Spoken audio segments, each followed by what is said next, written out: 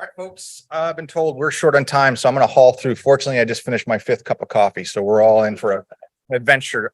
Next slide, I think I do that. I'm going to talk for Matt Miller, who can't be here. He's in Canada fighting wildfires or fighting engineering solutions for software. Matt Miller is the internal lead for data and software systems. Ben Feist is here in the room. He can answer any technical questions you might have, but an important part of this is that we're leveraging years of experience in developing software to support ISS, which is being applied to the Artemis endeavor. The development of 3 individual pieces of software, Maestro, Aegis, and Coda, all will facilitate EVA operations, interpretation of where samples are collected, as well as planning, replanning, and replanning the replanning. There's a paper that's just been out. The summary for it is there. You can go dig that up and obviously ask more questions of us in the Q&A, which we'll get to in a moment. I'd like to talk a little bit about what I'm supposed to be doing as the spatial planning and data lead. And I underlined here the primary responsibility of this position is to provide data uniformity. An important point that Sam raised is the development of these data products.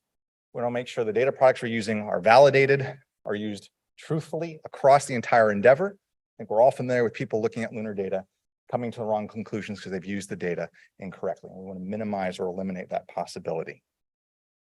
Kelsey's talked earlier on about the successes of the JET testing. And one of the important outcomes of that is the importance of spatial awareness, understanding the limitations and the availability of data that you have. And so what we'll be doing is effectively applying the lessons learned from JET to what we do. We all know that the lunar environment, the South Pole, will be a challenge that we'll meet both in terms of illumination, Earth position, and so on and so forth. Having all of that in hand and understood well ahead of time is going to be critical for the success of the endeavor.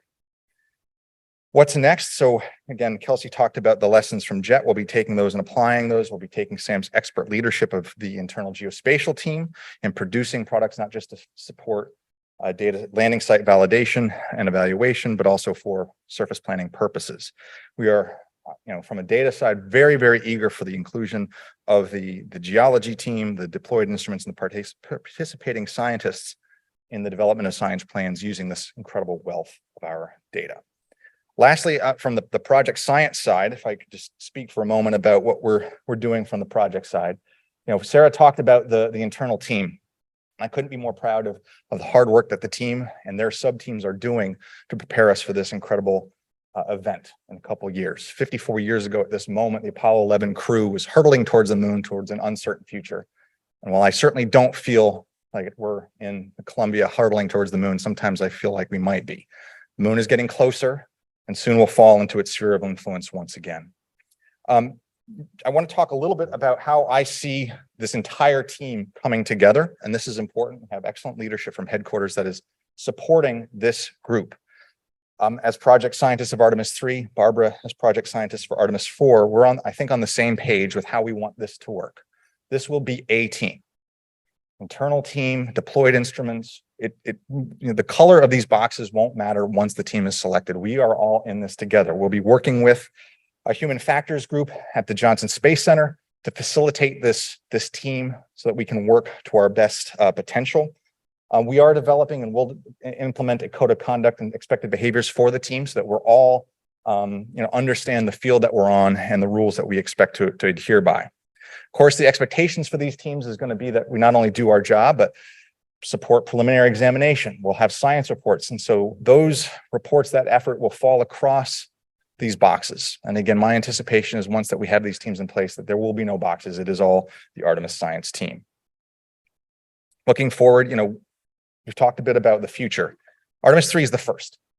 It's the first of many. You've seen hardware being cut. We have solicitations out for rovers, pressurized rovers, instrumentations. NASA doesn't put these solicitations out with the expectation that they'll pull back. This is going to happen. Everyone in this room will have a chance, as Kelsey alluded to be in the room where it happens. And so I am so enthusiastic, excited, giddy almost at the opportunities that come down the line. And, one last point I want to make, particularly here at the University of Maryland, where I spent a lot of time in the past, is one of the jobs of the project scientist is not just to make sure that everything happens, that science is advocated for, In our job description is those bottom few bullets, and importantly is the creation of a diverse and inclusive community. And I look around this room and I'm thrilled to see familiar faces, new faces, people, friends that I had not yet had a chance to make, but we need to open the tent to lunar and planetary science, to a broader, more diverse and more representative community. And that's going to need everybody's help